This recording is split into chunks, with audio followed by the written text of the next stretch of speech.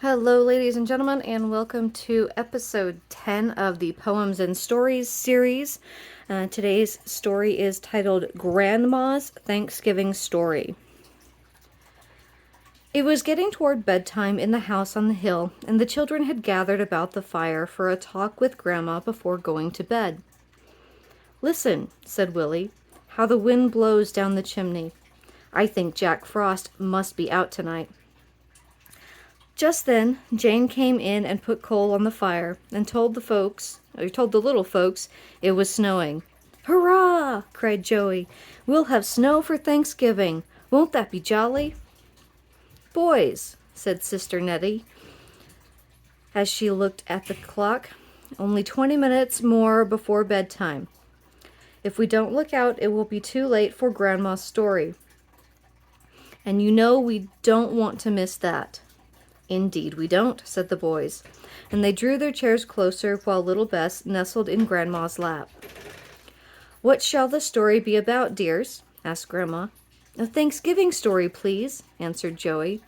"A really and truly one." "I'll tell you about a Thanksgiving long, long ago," said Grandma, after a minute's thought. "Where there were little boys and excuse me. "Were there any little boys or girls in the story?" asked Bess. Grandma nodded. "Once upon a time, many years ago, there were a number of people who lived in a country called England. These people, Puritans they were called, were not happy in their old home. So they thought that they would come over the big ocean and make another home for themselves in the New World, which a man named Christopher Columbus had discovered a long time before. The name of the new country was America. Now these people had two ships named Speedwell and Mayflower, in which they were to sail across the ocean to their new home. Just as they were about to start, it was found that the Speedwell was not fit to go so far, so all the people had to go in the Mayflower.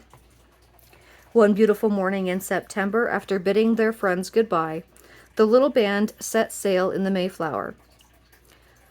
For 4 long months they were upon the ocean, but at last they landed on the shore of Massachusetts in December 1620. It was bitter cold, so the men left the women and children on the ship while they went on land to build log houses for their families to live in.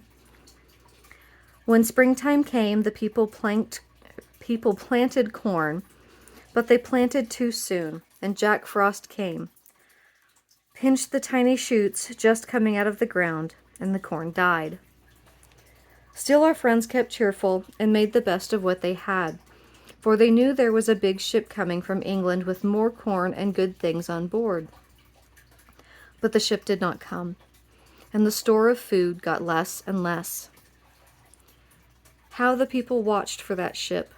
Little children would go down to the shore, shade their eyes with their hands, and look far over the water to see if the ship was coming. One morning, someone spied a white sail in the distance, which grew larger and larger, and at last came to anchor in their harbor. How happy the people were, for it was the ship which they had been looking for so long. There would be plenty to eat now. The governor had the church bell rung, and all the people, big and little, gathered together and gave thanks to God for sending food to them. You may be sure that there were good dinners cooked that day, and all the boys and girls had as much as they could eat. When the next spring came, the people were careful not to plant the corn so soon, so Jack Frost could not hurt it. And in the fall they reaped a good harvest, and had plenty of corn for their next winter. "Is that a really and truly story, Grandma?" asked Bess. "Yes, dears," answered Grandma. "Is that the reason we keep Thanksgiving tomorrow?" said Joey. "Not exactly," replied Grandma. "The President of the United States tells the people to have a Thanksgiving on the last Thursday in November to thank God for the harvest and all the blessings He has given us for the past year. But little folks, the clock is going to strike 9, so give Grandma a kiss and away to bed, and dream of the good time you will have tomorrow with your cousins, for you know they are coming to spend Thanksgiving with you. By Alice Lotherington.